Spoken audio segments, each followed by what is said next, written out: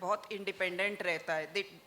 As kids we don't like अगर कोई हमारी मदद करने के लिए आता है, तो बच्चा ज़िद भी करता है कि मुझे ये चीज़ चाहिए, और वो ज़िद को फुलफ़िल करने के लिए वो किसी भी हद तक जाता है कि भाई ये मेरी ज़िद है, मुझे ये खिलौना चाहिए, और ये खिलौना मैं कैसे हासिल करूँगा या करूँगी, वो ज़िद से वो बेबी स्टेप्स लेने लगता है। तो एक है ये बॉर्न इनहेरेंट क्वालिटी होती है, वी आर बॉर्न लीडर्स। और कुछ जो है, जो हम जैसे जैसे हम बढ़ते हैं तो हम वो क्वालिटीज़ दूसरों को देख के, इंस्पायर हो के, किताबें पढ़कर, रोल मॉडल्स के ज़रिए हम वो क्वालिटीज़ अपने में लेकर आते हैं। तो मुझे ऐसा लगता है इसका कोई एज नहीं होता है, लीडरशिप की कोई एज नहीं होती है। तो as kids also we can be leaders in our own way. तो ये मेरा विचार है। थैंक यू सो मच और मैम। कोई कुछ कहना चाहेगा? श्योर जैसे कि अभी मैम ने एक्सप्लेन किया कि लीडर बनने की कोई एज नहीं होती है, सो इट्स अ ट्रू। मतलब अभी मैं जब से देख रही हूँ प्रोग्राम स्टार्ट हुआ उसके बाद kids have taken over the stage, so it's a leadership quality. मतलब ये ऐसा नहीं है, आई एम लिटरली अमेज्ड कि ये इतने छोटे बच्चे होके they are compering, they are taking charge of everything, they are making sure कि everything goes smooth and all this things. तो लीडर बनने की कोई एज नहीं होती है। There are certain qualities which have been inherited, और कुछ है जो हम एज के साथ डेवलप करते हैं, हम दूसरों को देख के उसको इम्बाइब करते हैं, तो अकॉर्डिंगली वी डू इट। जैसे हम स्कूल्स में रहता है, आपका कबड्डी का कोई ग्रुप बना तो उसका लीडर रहता है ना, या ऐसा है कि टीचर को ही लीडर बनना है?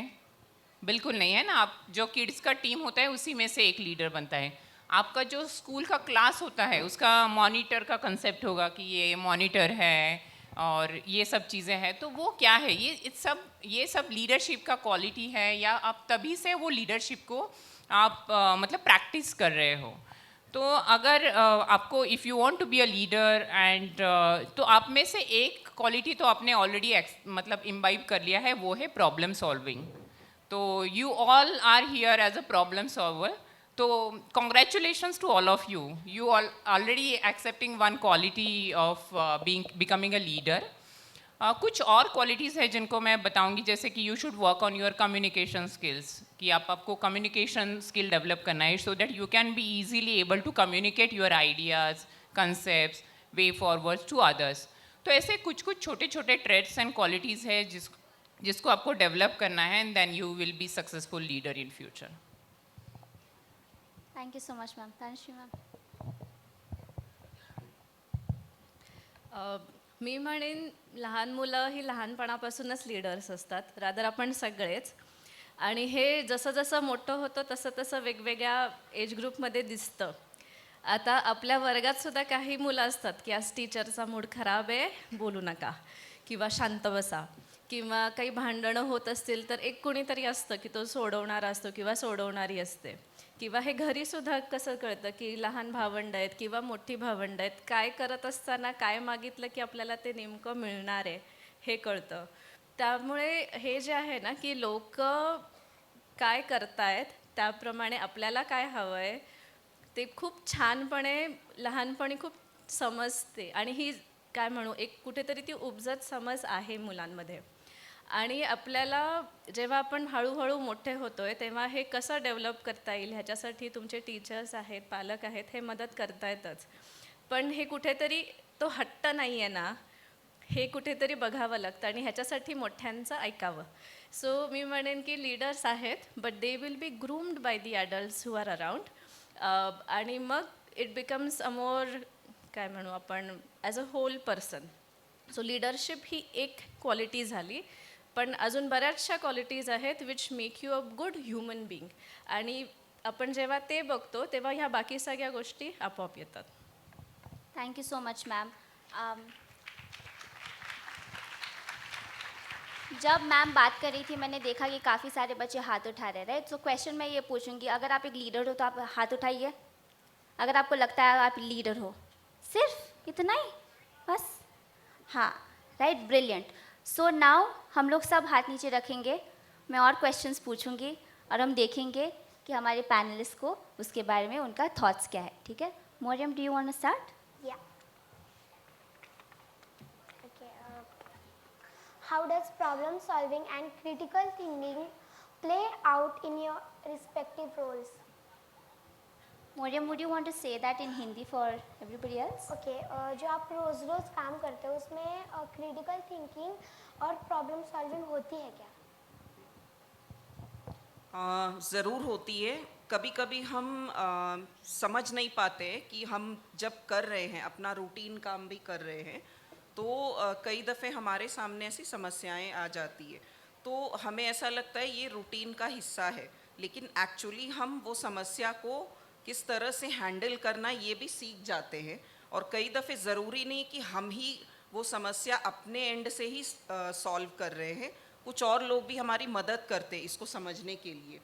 और कोलीग्स आपको सपोर्ट करते हैं, आपके रिपोर्टीज़ आपको कई दफ़े समस्या का हल दिखा सकते हैं। और रोज़मर्रे के ट्रांजैक्शनल ज़िंदगी में मैं ये कहूँगी कि कभी आप दूसरों को देखकर भी सीख जाते हैं कि अच्छा ये प्रॉब्लम है तो इसको किस तरह से अप्रोच करना चाहिए। और एक प्रॉब्लम को अप्रोच करने का काफ़ी तरीका होता है। कई दफ़े हम कंडीशन हो जाते कि ये एक ही तरीका है, ये प्रॉब्लम है तो इसका एक ही समस्या है, इसको ऐसे ही देखना है, तो ऐसा नहीं होता। तो कई तरीके होते हैं उस प्रॉब्लम को अप्रोच करने का, तो ये हम सीखते हैं। और क्रिटिकल थिंकिंग, यस, ये भी एक अहम हिस्सा है।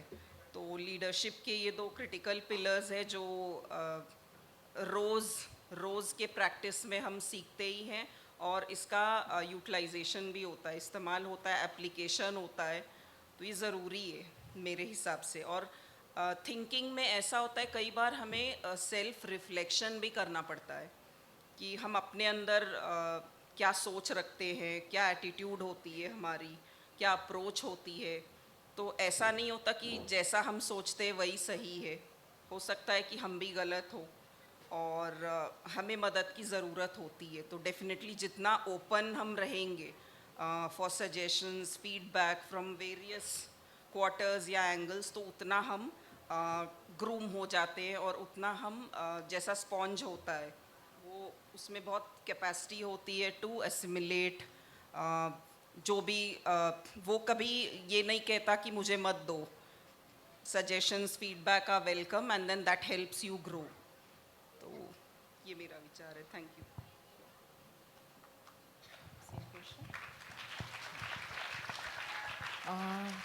सो आपने पूछा problem solving and critical thinking कितना इम्पॉर्टेंट है, तो ये ह्यूमन बीइंग के लाइफ में ही इम्पॉर्टेंट है, because there are so many problems around. आप एक रोड क्रॉस कर रहे हो, it's a problem for us, है ना, मतलब बहुत सारा ट्रैफिक है, इधर उधर गाड़ियाँ दौड़ रही हैं, कोई देख रहा है कोई नहीं देख रहा है, बहुत स्पीड से गाड़ी जा रही है, तो it's a problem for us to cross the road. तो ह्यूमन बीइंग बनने के लिए ही problem solving and critical thinking बहुत इंपॉर्टेंट है, एंड अकॉर्डिंगली पीपल सक्सीड। जिसका जितना स्पीड है क्रिटिकल थिंकिंग का एंड प्रॉब्लम सॉल्विंग का, अकॉर्डिंगली पीपल सक्सीड। तो it's very important and we should imbibe this qualities since our earlier age. जितना जल्दी हम ये सब चीज़ों को मतलब प्रैक्टिस में लाएंगे उतना हम ज़्यादा सक्सेसफुल हो जाएंगे।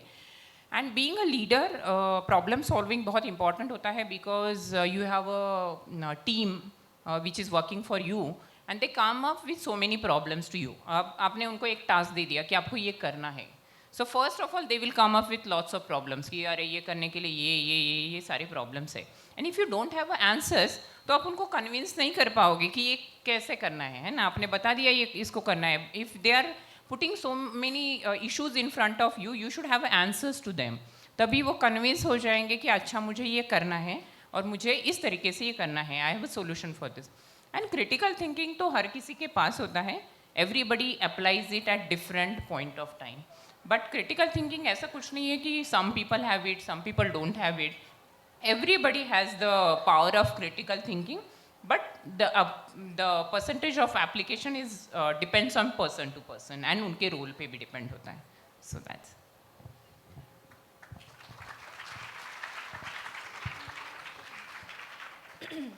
सो मी म्हणेन प्रॉब्लेम सॉल्विंग आणि क्रिटिकल थिंकिंगच्या लेवल्स आहेत.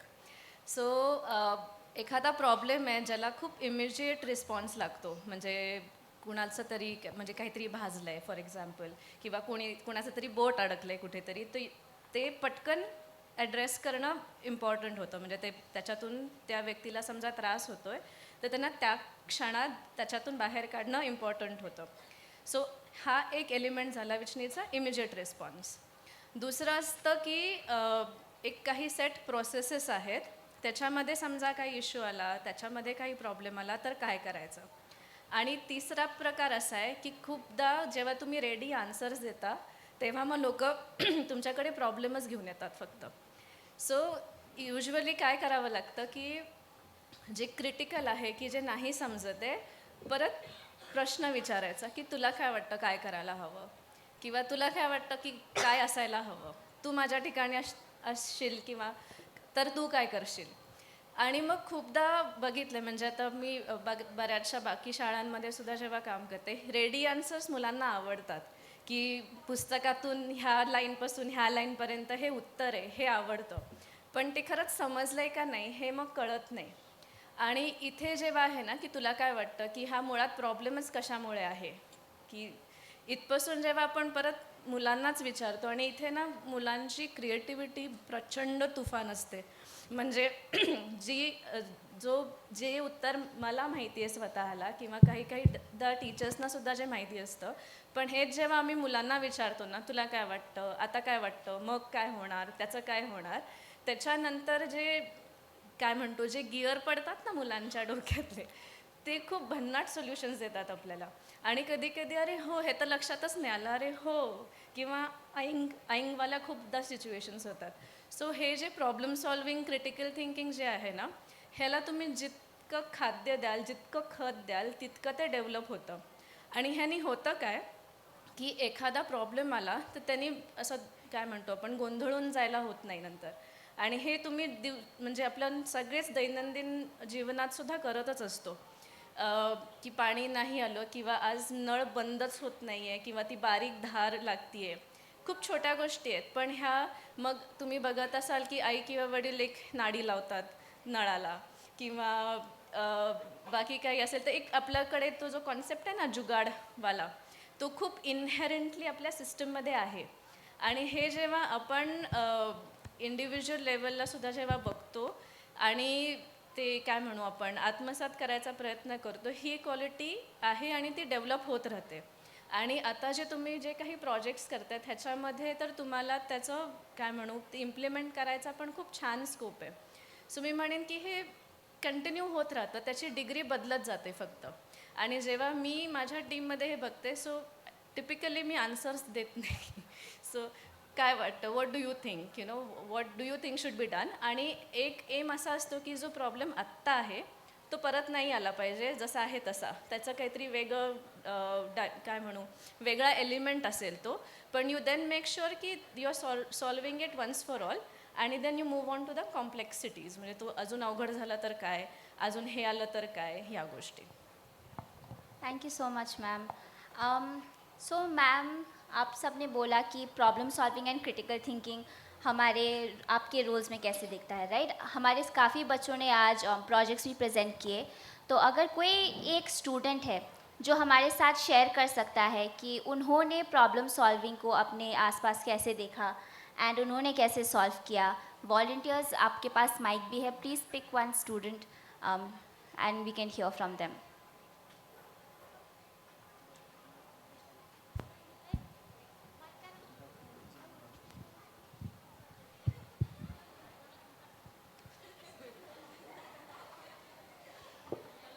हम वेट कर रहे हैं आंसर का, जल्दी. Hello, my name is Kush. तो हमारी प्रॉब्लम थी कि कुत्तों को मारा जाता है.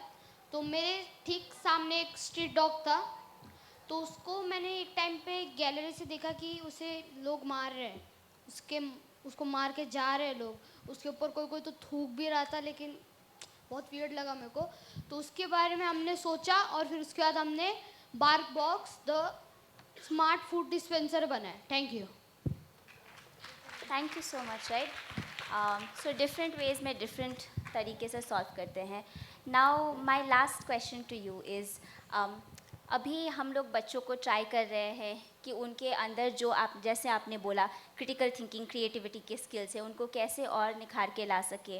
तो माय क्वेश्चन इज़ इकोसिस्टम के तरफ से, right, teachers, corporate leads, government officials, हम क्या डिफरेंटली कर सकते हैं ताकि उन बच्चों जिसके अंदर ऑलरेडी ये स्किल्स है और उभर के आ सकते हैं।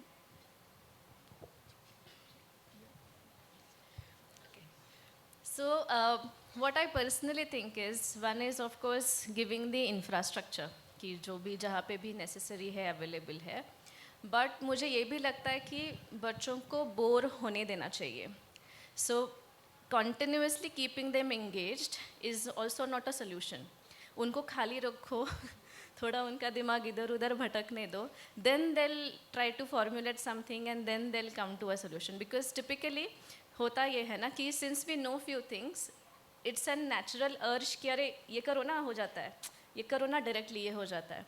But typically if you keep them थोड़ा खाली, keep them free, तब वो contemplating वाला क्या बोलते हैं scenario में they go. And then as a teacher, we then need to facilitate ki what they are thinking, how can this be applied to this concept. As a, let's say from the corporate ecosystem, what we are trying to do is, if we have these students who are exploring certain aspects, then we bring in those volunteers, from that technical perspective, कि ये अभी तुमने समझा है, ये तुम explore कर रहे हो along with your teachers, इसका let's say बाहर कहीं पे solution already exist करता है क्या? What more could be done? These elements then we could bring in. यहाँ पे हमारे कुछ projects में तो ये है कि हमारी जो core tech team है, who looks after the research and development, उन्होंने भी बोला था कि ये बच्चों का patent level का project है, and then we are again in consulting, looking at filing those patents भी.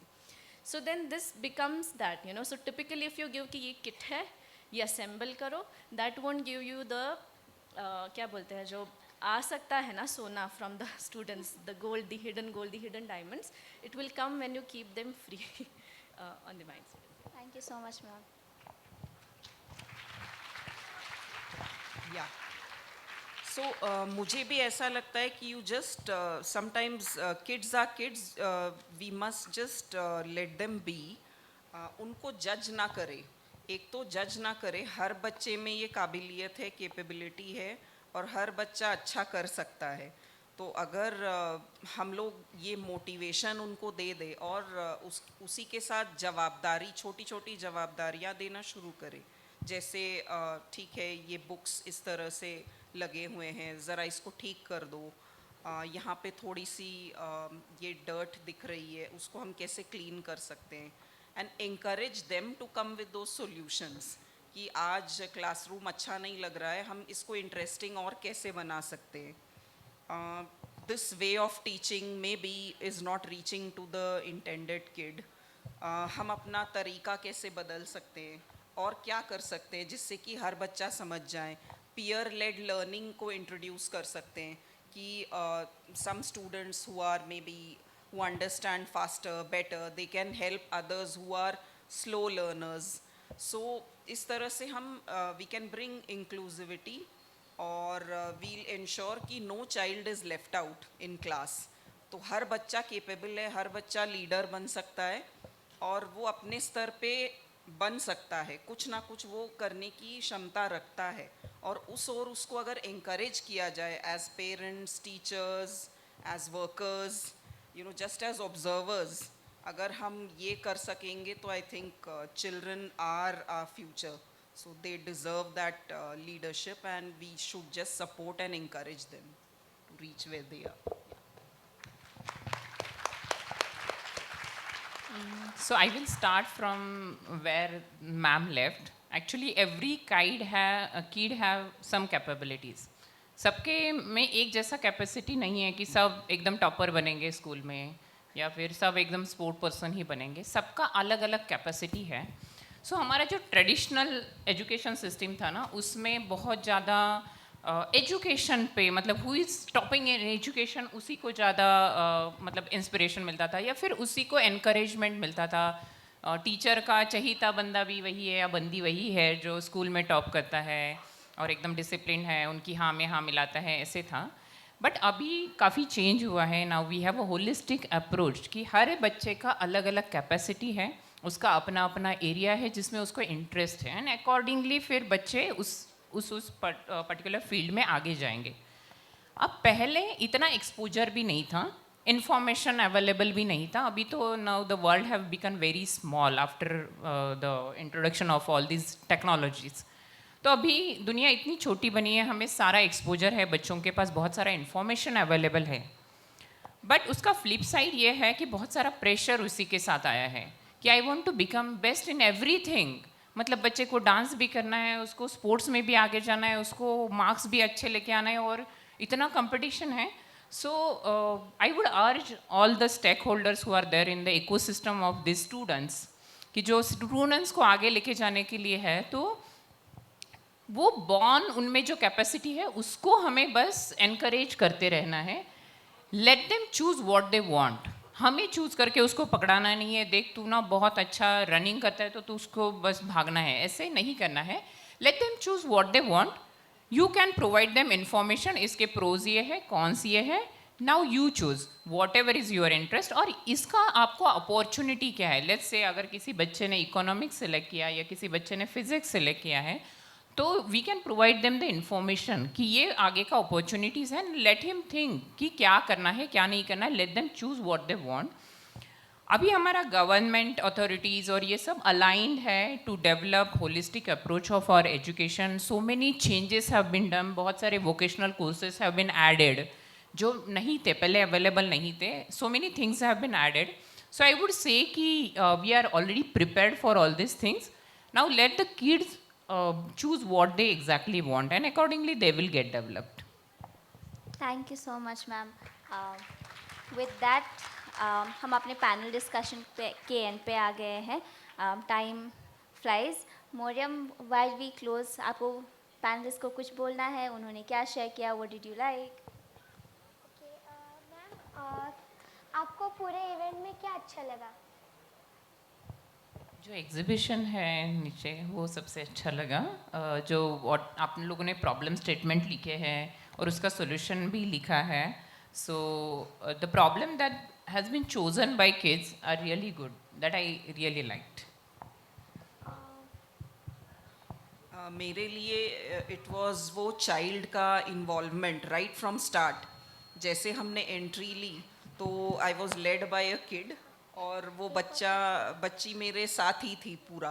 तो वो चाइल्ड का इन्वॉल्वमेंट जो था वो सबसे बढ़िया था. तो इट शोड कि this event has been manage by children, पूरा led by children and for children. तो हम तो बस गेस्ट्स हैं. थैंक यू, वो अच्छा लगा.